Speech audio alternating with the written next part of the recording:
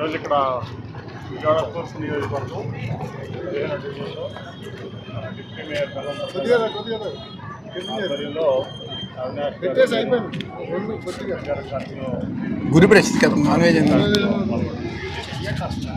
ప్రజల నుంచి కూడా మంచి ఆదరణ లభిస్తుంది. ఎందుకంటే సంక్షేమంలో మీ అందరికీ తెలుసు, జగన్మోహన్ రెడ్డి గారు ఈ దేశంలో ఎక్కడా లేనటువంటి సంక్షేమం ఆయన పేద ప్రజలకి మధ్యతరగతి వారికి అందించినటువంటి పరిస్థితి మీరు చూశారు. అట్లాగే ఇక్కడ గత 2 సార్ల నుంచి ఎమ్మెల్యేగా గద్దె రామ్మోహన్ గారు ఆయన ఒక్క చిన్న పని కూడా 2014 నుంచి 19 వరకు చంద్రబాబు నాయుడు గారు అధికారంలో ఉన్నారు, ఆయన ఎమ్మెల్యేగా ఉన్నారు. అట్లాగే 19లో మళ్ళీ ప్రజలు ఆయనకి మళ్ళీ ఎమ్మెల్యేగా గెలిపించారు. అయినప్పటికీ 10 ఏళ్ళు ఇప్పటికి ఒక్క చిన్న పని కూడా చేయలేనట్టు అసమర్థుడిగా ఆయన ఒక ముద్ర పడిపోయింది ఆయన.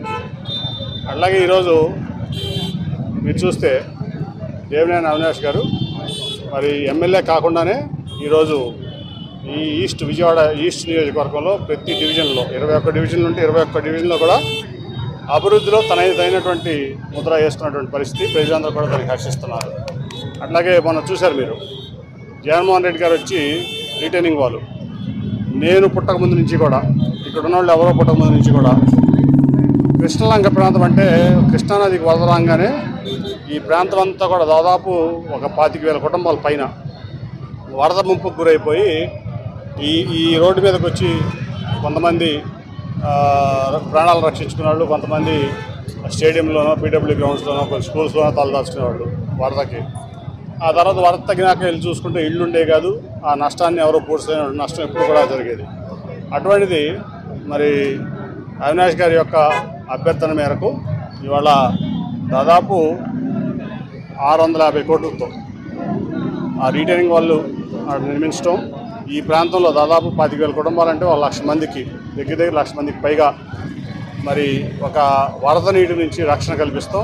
మరి జగన్మోహన్ రెడ్డి గారు అట్లాగే ఆ కార్యక్రమాన్ని తీసుకున్నటువంటి అవినాష్ గారు మొత్తం ఈ ప్రాంతం అంతా కూడా ఇవాళ చాలా హ్యాపీగా, ఎంత వరద వచ్చినా కూడా మేము సేఫ్గా ఉంటాము, మాకు వరదతో ప్రమాదం ఉండదు, వరద ముంపు రాదు అని చెప్పి గుండెల మీద చేసుకున్న పరిస్థితి కల్పించింది అవినాష్ గారు. అది చేపించింది పెట్టింది మరి ముఖ్యమంత్రి జగన్మోహన్ రెడ్డి గారు. అట్లాగే అదే కాకుండా ఇవాళ ఇక్కడ ఈ డివిజన్లో 15 డివిజన్లో దాదాపు 20 కోట్లతో ఏదైనా కానీ డెవలప్మెంట్. ఇప్పుడు వెళ్తుంటే ఇళ్ళకి ఈ కింద వెళ్ళడానికి కూడా నీళ్ళు లేవు.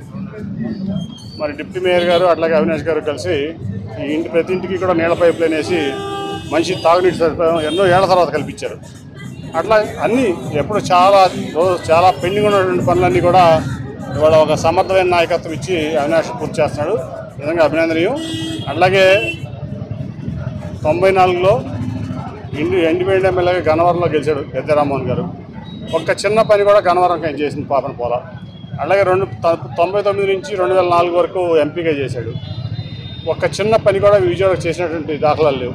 ఆ తర్వాత మళ్ళీ ఇప్పుడు 10 ఏళ్ళు ఇక్కడ ఎమ్మెల్యేగా చేస్తున్నాడు. కానీ ఆయన కేవలం ఒక మంచివాడు ముసుగులో ఉన్నటువంటి అసమర్థుడు, అట్లాగే ఒక అపరిచితుడు. ఆయన చెప్పేది ఒకటి, చేసేది ఒకటి, పైకి కనపడేది ఒకటి, లోన ఉండేది ఒకటి. సో అటువంటి వ్యక్తులకు ఓటేస్తే ఆ ఓటు కూడా వదలపోతుంది. ఇవాళ ఎమ్మెల్యే కూడా అవ్వకుండానే ఇంత అభివృద్ధి ఈస్ట్ కాన్స్టిట్యూషన్ చేసినటువంటి అవినాష్ లాంటి వ్యక్తులకు ఓటేస్తే ఖచ్చితంగా ఇంతకీ 10 రెట్లు మళ్ళీ అవినాష్ ఈ ప్రాంతాన్ని అభివృద్ధి చేస్తారు. అందరికీ రక్షణగా ఉంటాడు, అండగా కూడా ఉంటాడు ఏ సమస్య వచ్చినా. అట్లాగే సంక్షేమం మీకు తెలుసు, జగన్మోహన్ రెడ్డి గారు చేశారు. అలాగే చంద్రబాబు నాయుడు గారిని చూసాం, మొన్న మోడీ గారు వచ్చాడు. మరి ఆయన ఇంప్రెస్ చేయడానికి హిందీలో ఇంగ్లీష్లో మొత్తం స్పీచ్ చదివేశాడు. మరి ఆయనకి నాకు తెలిసి ఒక మొక్క హిందీ కూడా రాదు, తెలుగులో రాసుకుని ఇంగ్లీష్లో చదివేశాడు, హిందీలో చదివేశాడు, కొంచెం ఇంగ్లీష్లో చదివేశాడు. అంతకుముందేమో టెర్రరిస్ట్ అన్నాడు, ఇప్పుడు అసలు ఆయనంత మంచివాడు లేడు, గొప్పవాడు లేడు, ఈ దేశానికి ఆయనంత నేత లేడు అన్నాడు. అంతకుముందేమో ప్రపంచ దేశాలు మోడీ గారిని అసహించుకుంటున్నాయి అన్నాడు, వాళ్ళు ప్రపంచానికే మోడీ గారు ఆదర్శం అన్నాడు. అంటే ఒక ఊసర వెళ్ళలేగా, రంగులు మార్చే ఊసర వెళ్ళలేగా నిన్న ఒకటి ఇవాళ ఒకటి. ఆ రోజు తన పర్సనల్ ఎజెండాతో అక్కడ ప్రధానమంత్రి అయిపోతాం, ఎట్లా కొట్లా కలగాపులగం గవర్నమెంట్లో ఏదైనా వస్తే ఇక్కడ కొడుకును ముఖ్యమంత్రి చేసుకోవచ్చని అనుకుని ఆ పథకం పెంచుకోవడంతో అధికారం కోల్పోయి కుప్పకూలిపోయాడు. ఇప్పుడు మళ్ళీ మోడీ గారు అని చెప్పి ఆయన ముఖ్యంగా అధికారంలో రావడం కంటే కూడా ఆయన దాదాపు చేసినటువంటి స్కాముల నుంచి బయటపడటం కోసం వాళ్ళ మోడీ గారి కాళ్ళు, అమిత్ షా గారి కాళ్ళు పట్టుకుని 3 రోజులు ఢిల్లీలో ఏదైతే ఎన్టీ రామారావు గారు తెలుగువారి ఆత్మగౌరవం అనే పార్టీ పెట్టాడో, తెలుగుదేశం పార్టీ, ఆ పార్టీ ఆత్మగౌరవాన్ని తీసుకెళ్ళి మోడీ, అమిత్ షా కాళ్ళ కింద 3 రోజులు పెట్టి పొత్తు కుదుర్చుని వచ్చాడు. మళ్ళీ ఇవాళ ఇటు పవన్ కళ్యాణ్ని మోసం చేస్తున్నాడు, అటు బీజేపీని మోసం చేస్తాడు. ఒక పచ్చి మోసగాడు చంద్రబాబు నాయుడు. ఆయన వల్ల ఈ రాష్ట్రానికి ఉపయోగం లేదు, ఇక్కడ ప్రజలకి ఉపయోగం లేదు. కాబట్టి మైనారిటీ సోదరులు కానీ అందరూ గుర్తుంచుకోవాల్సింది ఏంటంటే మళ్ళీ ఇక్కడ జగన్మోహన్ రెడ్డి గారు రావాలి, పేదవాళ్ళకి సంక్షేమం కావాలంటే జగన్మోహన్ రెడ్డి గారు రావాలి.